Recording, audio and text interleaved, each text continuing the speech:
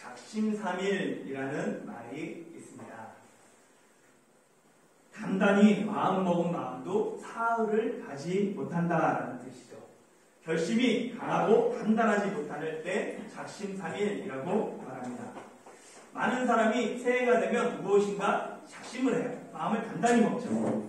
그런데 정말로 며칠 지나지 않아 포기하는 경우가 대부분입니다. 예를 들어 새해에 가장 흔히 하는 작심이 다이어트예요. 그래서 체중 조절하기 위해 운동도 하고 음식도 조절하겠다라고 새해에 작심하지만 오늘이 아닌 내일부터 이런 마음에 시작도 하지 못하고 흐지부지 되는 경우가 많이 있습니다. 신앙생활 중에서도 대표적인 새해 결심이 성경 통독이에요. 새해를 시작하면서 올해는 꼭 성경을 일독해야 되겠다라고 굳게 결심하지만 정신을 차리고 봤더니 이미 성경 통독은 창세기를 지나고 출애굽기를 향해 가고 있어요. 그래서 깊게 좌절하죠. 연초의 결심을 연말까지 실행한 사람의 비율이 8%에 불과하다라는 연구 결과가 있을 정도로 새해의 결심을 1년 동안 실천하는 사람이 많지 않습니다. 그래서 작심삼일을 극복하는 여러 가지 방법들이 알려져 있어요. 그 중에서 세 가지를 간추려서 제가 소개하겠습니다. 첫 번째는 작은 것부터 시작하는 거예요. 새로운 행동을 습관하기 위해서는 크고 거창한 것이 아니라 빠르고 확실한 수행할 수 있는 작은 것부터 시작해야 합니다. 예를 들어 하루에 3분 스트레칭하기, 성경 한 달러, 한 장 읽기, 이렇게 계획하고 실천하는 게 중요하지 막연하게 운동 시작해야지, 막연하게 성경 읽어야지 그렇게 하는 것이 아니라 구체적으로 실현 가능한 것부터 시작하다 보면 성취감을 느끼게 됩니다. 거창한 계획을 세운 후에 패배감으로 시작하는 것보다는 작은 성취감을 통해 조금씩 이 성공을 습관화하는 것이 작심삼일을 극복하는 첫 번째 방법이 됩니다. 두 번째는 의식적으로 꾸준히 실천하기입니다. 미국의 의사 맥스웰 몰츠는 그의 책 성공의 법칙에서 21일 법칙을 주장해요. 성형외과 의사였던 그는 사고로 팔이나 다리를 잃은 사람들이 환상통을 느끼는 거예요. 있다고 생각하는 거예요. 그러다 보니까 이를 내가 인정하는 데까지 최소 21일이 필요하다는 것을 알게 돼요. 그래서 무언가 내가 새로운 것을 받아들일 때 최소의 시간 21일, 그래서 21일 법칙이라고 말합니다. 영국 런던 대학의 넬리 교수 연구팀은 새로운 행동이 습관으로 딱 자리 잡기 위해서는 66일이 걸린다라고 66일의 법칙을 발표했습니다. 새로운 행동을 내가 인식하는데 최소 21일이 필요하고 그 행동을 습관으로 만들기 위해서는 최소 66일이 필요합니다. 새해 결심이 작심삼일로 끝나지 않기 위해서는 21일 꾸준하게 실천해야지 내 새로운 신경만이 만들어진다는 거예요. 그리고 더 나아가 66일 의식적으로 꾸준히 실천하다 보면 그것이 습관이 된다라고 얘기합니다. 그래서 작심삼일을 극복하는 두 번째 방법은 꾸준하게 의식적으로 실천하는 거예요. 세 번째 방법은 뭐냐면 새로운 환경 만들기입니다. 작심삼일을 실패하는 원인 중 하나가 이전 환경에 쉽게 노출되기 때문에 그 유혹을 이기지 못하기 때문에 그렇습니다. 체중을 줄이겠다라고 결심했으면 눈에 보이는 곳에 음식, 간식 씌워야 해요. 조금 밥을 걸 때도 적게 덜어야 되죠. 성경을 읽겠다고 결심했으면 눈에 보이는 곳에 뭘 둬야 돼요? 성경을 둬야 돼요. 가까이서 성경을 두고 자꾸만 접촉을 해야 되는 거죠. 목표를 설정했으면 자신의 환경을 돌아보고 목표에 맞춰서 환경을 새롭게 바꿔야 합니다. 환경을 새롭게 바꾸는 하나의 방법 중에 하나가 뭐냐면 목표가 같은 사람들과 함께하는 거예요. 함께하면 시너지 효과가 일어나죠. 때로는 내가 지쳤을 때 격려하고 위로가 되기도 하고, 또 때로는 다른 사람이 하는 걸 도전받아서 경쟁하면서 서로 연대하면서 새해 결심을 한 걸음 더 전진하게 된다는 것입니다. 그래서 세 번째 방법은 새로운 환경을 바꾸는 거예요. 세 가지 한번 같이 해볼까요? 하나 한번 해볼까요? 첫째, 작은 것부터 시작하기. 둘째, 의식적으로 꾸준히 실천하기. 셋째, 새로운 환경 만들기. 2023년 새해 결심이 이미 작심삼일로 끝났다고 벌써부터 포기하지 마십시오. 감사하게도 우리에게는 또 한 번의 새해가 주어졌습니다. 오늘 새롭게 시작하는 민족명절 설, 중화권에서 춘제를 맞아 2023년 다시 한번 새해 결심하는 그러한 시간을 가지려고 해요.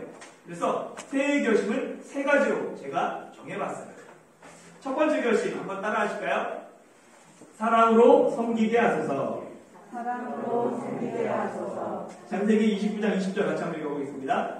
야곱이 라헬을 위하여 7년 동안 라반을 섬겼으나 그를 사랑하는 까닭에 7년을 며칠같이 여겼더라. 아멘. 외삼촌 라반에게는 2명의 딸이 있었죠. 레아는 보니까 시력이 약하다. 그리고 라헬은 곱고 아름다웠습니다. 시력이 약하면 어떻게 돼요?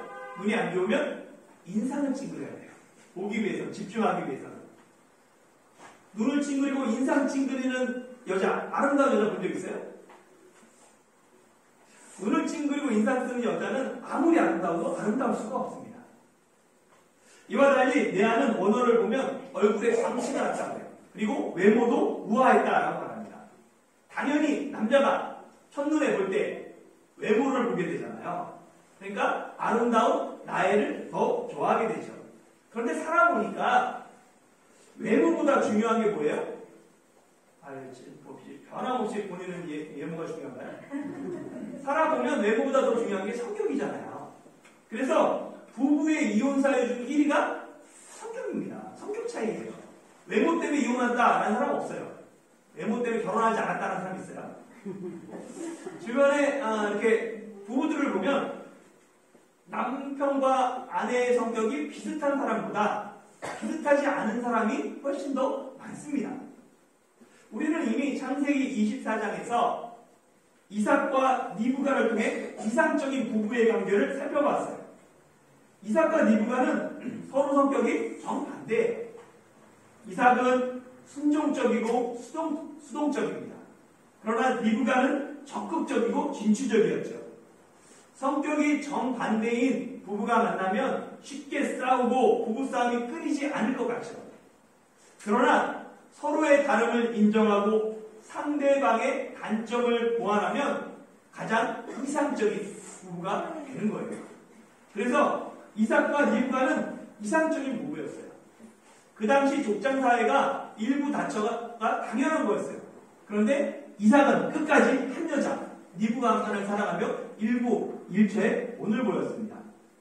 성격이 다른 이 이삭과 리브가 부부관계가 이상적이었는데 문제는 그 둘 사이에서 태어난 쌍둥이 형제 에서와 야곱이었죠. 이 쌍둥이도 각각 따로따로 부모의 성격을 이어받았어요.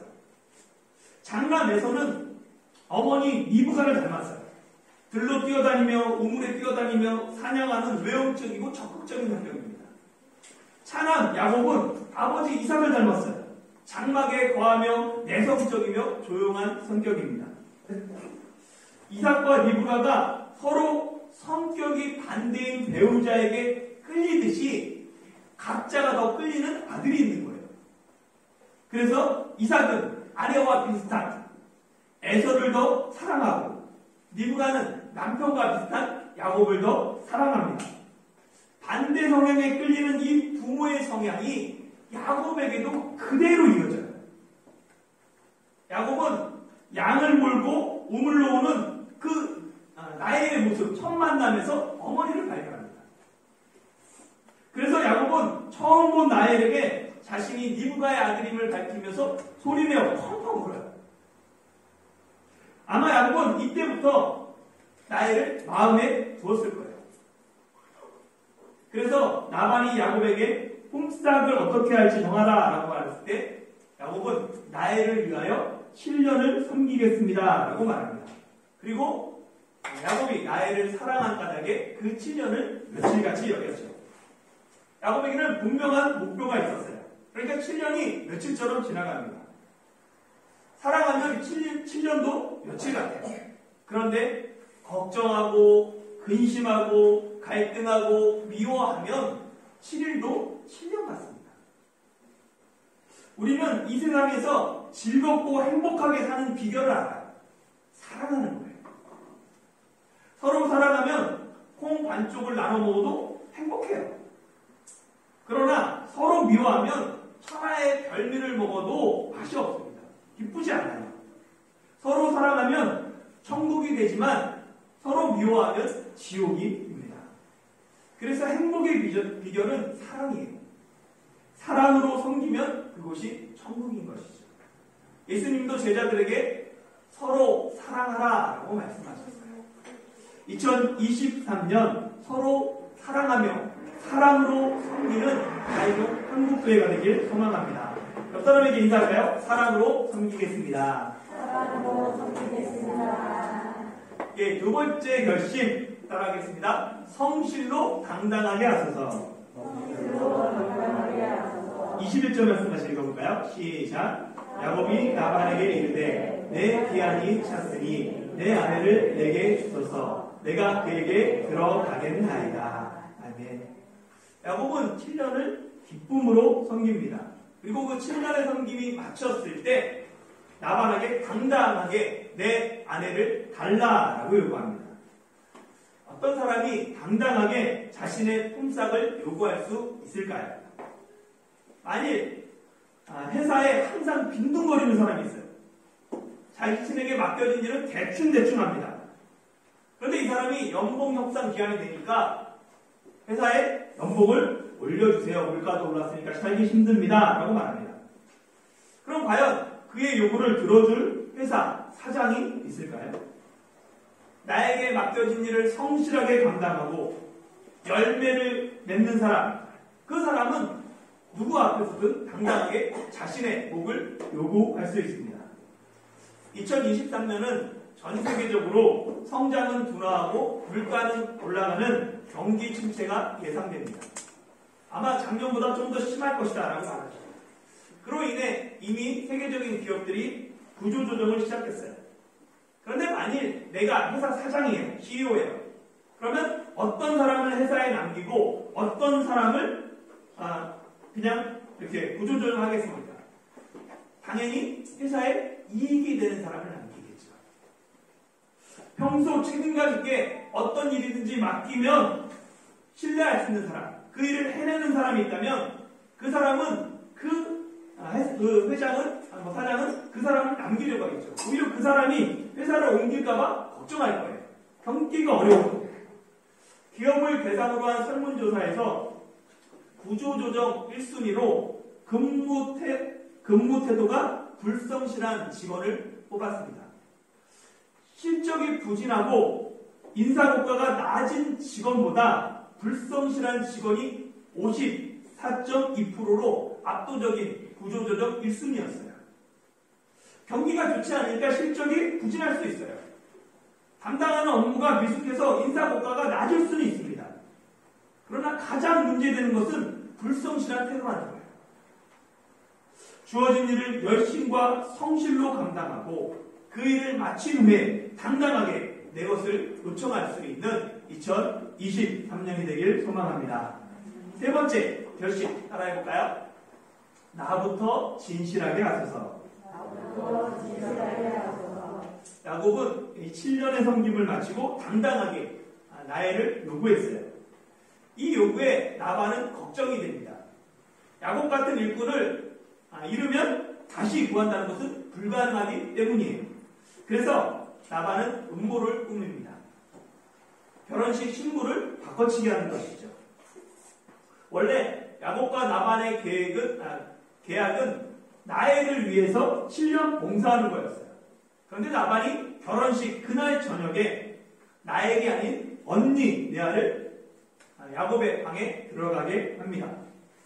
야곱이 왜 레아와 라헬을 구분하지 못했을까? 몇 가지 생각해 볼 수 있습니다.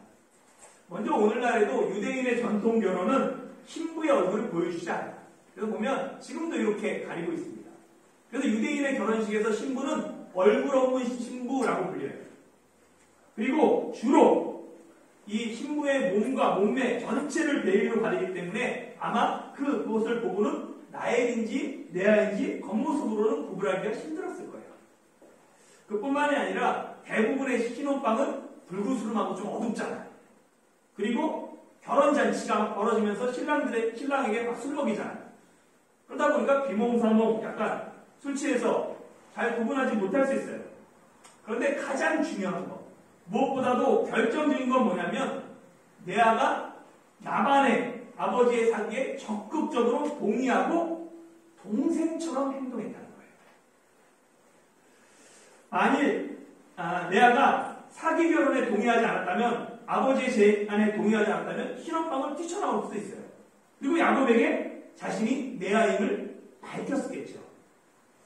그러나 레아는 야곱에게 아무 소리 하지 않고 첫날 밤을 보냅니다. 아마 레아는 라헬의 옷을 입고 라헬의 목소리를 흉내내며 라헬처럼 행동했을 것입니다. 그렇기 때문에 눈치 빠른 야곱, 사기꾼이라고 불리는 그 야곱조차 아침까지 신부가 바뀐 것을 전혀 알지 못했습니다. 그리고 아침이 되어서 그것이 레아인 것을 알고 야곱은 라반에게 화를 내죠. 25절 말씀 같이 한번 읽어볼까요? 시작. 야곱이 아침에 보니 레아라. 라반에게 이르되 외삼촌이 어찌하여 내게 이같이 행하였나이까? 내가 라헬을 위하여 외삼촌을 섬기지 아니하였나이까? 외삼촌이 나를 속이심은 어찌 됨이니까? 야곱은 라헬에게 어찌된 거냐? 두 번이나 사용하면서 이렇게 따지듯이 묻죠. 어찌됨이냐라는 이 히브리어 원형은 만입니다. 왜? 무엇 때문에? 강한 의문을 나타내는 부사죠. 야곱은 라헬과의 결혼을 꿈꾸며 7년을 며칠까지 여겼어요. 그런데 그 모든 기대, 소망, 꿈이 하루아침에 실망과 분노와 좌절로 변합니다. 7년에 대한 억울함, 외삼촌에게 사기를 당했다는 당혹감, 내가 다른 사람에게 사기당했다는 굴욕감, 상상조차 하지 못한 너무나 황당한 일에 야곱은 라반에게 거칠게 분노하며 항의하죠.